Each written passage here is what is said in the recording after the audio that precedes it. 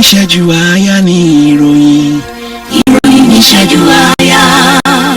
ìkànnì Jígí alára 24. ó tún ti yà òwe jájọgbọ́. lóní ṣókí la mú àwọn ìròyìn yìí wá. ìròyìn ní ìṣẹ́jú àáyá. ẹ kú dédé àsìkò yìí o. ìròyìn ní ìṣẹ́jú àáyá la mú wá sétí ìgbọ̀nyìn láti ìkànnì Jígí alára. orúkọ tèmi ni Agnes Olúwatósìn. ààrẹ orílẹ̀-èdè Nàìjíríà ààrẹ Bọ́lá Ahmed Tinubu ti sọ ọjọ́ keje oṣù kẹrin di ọjọ́ ayẹyẹ àwọn ọlọ́pàá orílẹ̀-èdè yìí. ìròyìn yìí sọ pé ọ̀kan lára àwọn opó olóògbé olóyè MKO Abíọ́lá tí ó ń jẹ́ Modúpẹ́ Onítìrí Abíọ́lá ni ó ṣe agbátẹrù àjìjàgbara ìdásílẹ̀ òmìnira ilẹ̀ Yorùbá lọ́jọ́ àbámẹ́ta ọjọ́ kẹtàlá oṣù kẹrin ọdún 2024. lánàá ọjọ́ ajé ọjọ́ kẹẹ̀ẹ́dógún oṣù kẹrin ọdún 2024 náírà tún ti gbóríyìn sí i látàrí pé ó já wálẹ̀ láti 1,230 sí 1,080 naira ní ọjà pàṣípàrọ̀ owó ilẹ̀ òkèèrè. olórí ọmọ ogun Israeli sọ fún àwọn ikọ̀ ọmọ ogun rẹ̀ pé àwọn yóò fèsì sí ìkọlù tí Iran ṣe sí Israeli. ìjọba àpapọ̀ sọ lánàá pé àwọn yóò rí dájú pé Nàìjíríà ní ohùn nínú ìdàgbàsókè àti ìlànà artificial intelligence lágbàáyé. arábìnrin Abigail Edith Frederick ẹni ọdún mẹ́rìnlélógún tí ó kú nínú ìjàmbá ọkọ̀ ojú omi tó gbẹ̀mí òṣèré Nollywood Junior Pope ni wọ́n ti sin sí ìlú rẹ̀ Ikot Udoma níjọba ìbílẹ̀ Eket ní ìpínlẹ̀ Akwa Ibom.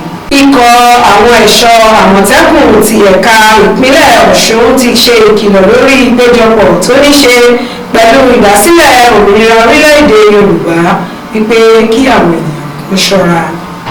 iléeṣẹ́ tó ń rí sí ìbáraẹnisọ̀rọ̀ NCC ní ìbámu pẹ̀lú iṣẹ́ wọn àti ìlànà nínú òfin ìbáraẹnisọ̀rọ̀ ti Nàìjíríà ti ṣàfihàn àwọn ohun èlò òfin lórí òpó ayélujára wọn.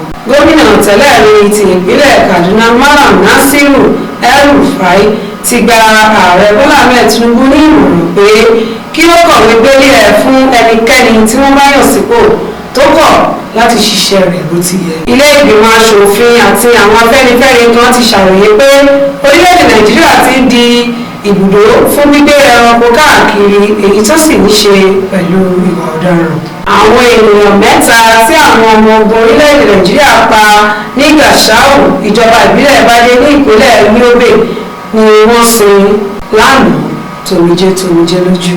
olóyè ìbílẹ̀ kan ní agbègbè Gombe Emirate ti àwùjọ Maidalan Gombe ìyẹn Alhaji Ahmad Abubakar lọ́jọ́ àìkú pàdánù èèyàn 6 nínú ìdílé rẹ̀ látàrí ìjàmbá ọkọ̀ tó wáyé ní òpópónà Azare sí Gombe.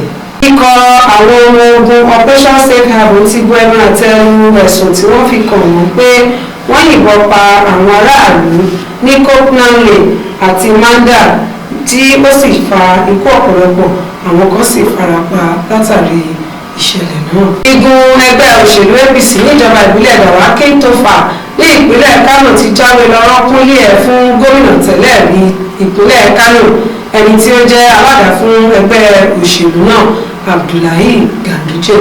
àwọn afurasí ọmọ ẹgbẹ́ kan ti ṣekú pa géńdé ọkùnrin kan Adélódùn Farouk ti agboolé Ẹlẹ́rọ lágbègbè ilé fíìmù ní ìlú Ìlọrin tí ń ṣe olú ìlú.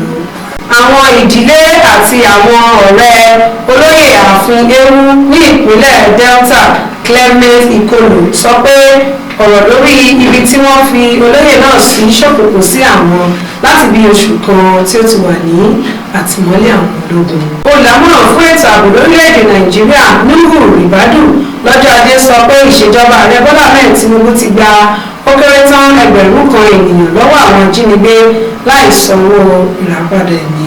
gómìnà ìpínlẹ̀ Ọ̀yọ́ onímọ̀ ẹ̀rọ Ṣèyí Mákindé ti gbóríyìn fún ikọ̀ àwọn ọmọ ogun àti àwọn elétò ààbò fún bí wọ́n ṣe mú kí àlàáfíà dúró ṣinṣin ní ìpínlẹ̀ náà. olùdíje ipò gómìnà lábẹ́ ẹgbẹ́ òṣèlú PDP ní ìpínlẹ̀ Edo aṣọ ìgbódàlọ̀ ní ọjọ́ ajé kan sára sí àwọn olórí ẹgbẹ́ àti àwọn afẹ́nifẹ́re fún àwọn èròǹgbà tòótọ́ wọn lórí àwọn ọ̀nà láti yanjú aáwọ̀ tó wà nínú ẹgbẹ́ náà kó tó di ìdìbò tí yóò wáyé lọ́jọ́ kọkànlélógún oṣù kẹsàn-án ọdún 2024 ní ìpínlẹ̀ náà.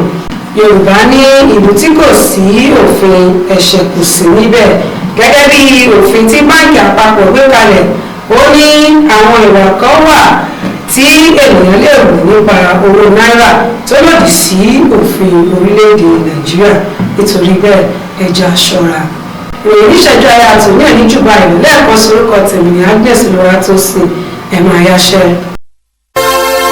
Ní ìṣẹ́jú àáyá ni ìròyìn. Ìròyìn ní ìṣẹ́jú àáyá. Ìkànnì Jígí alára 24.